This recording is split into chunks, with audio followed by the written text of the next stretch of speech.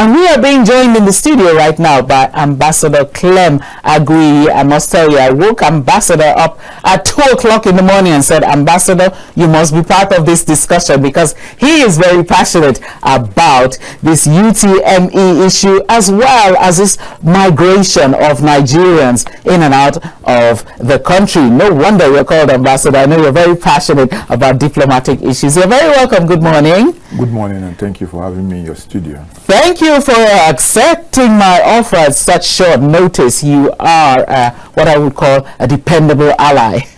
My pleasure. Okay, right. Let's quickly dive in, because we want people to also call in and interact at once.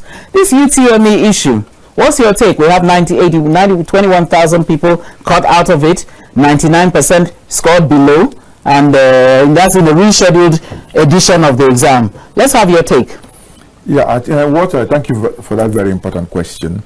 What happened with this 2025 UTME is a horrible thing, very horrible, and it's very unfair to the future of Nigerian children, because JAMB actually mismanaged the 2025 UTME. Yes. And when they have this error, instead of trying to resolve the error, they went on celebrating that they have caught cheaters, that their technology have caught cheaters. Meanwhile, there were technical errors which they claimed that eventually happened. And they didn't even know about these errors until stakeholders begin to raise alarm and begin to question the pattern. And they opened up for scrutiny, which was good enough. And it was found out there was no technical error, but they say human error. And people like us have called for a broader investigation to know if this human error was deliberate, right, or not. Because if what we don't want is this to continue to happen again, because people's life, the children's life, are being affected.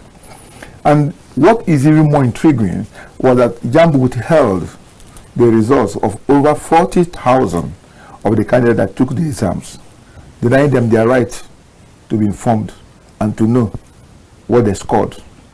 Even if they failed, let them know the areas where they are weak, so that they can maybe be able to go into the future, get more prepared with better confidence. We'll put pressure on JAMB. We'll begin to talk about this. And yesterday, JAMB eventually released the withheld results, and with some of these children scoring between 250 and 290. But then JAMB released the result with a caveat. And what was the caveat? That this result they release does not entitle these children to seek for an university admission. They should not really seek for the admission. It doesn't entitle them to seek for admission, even if you scored 290.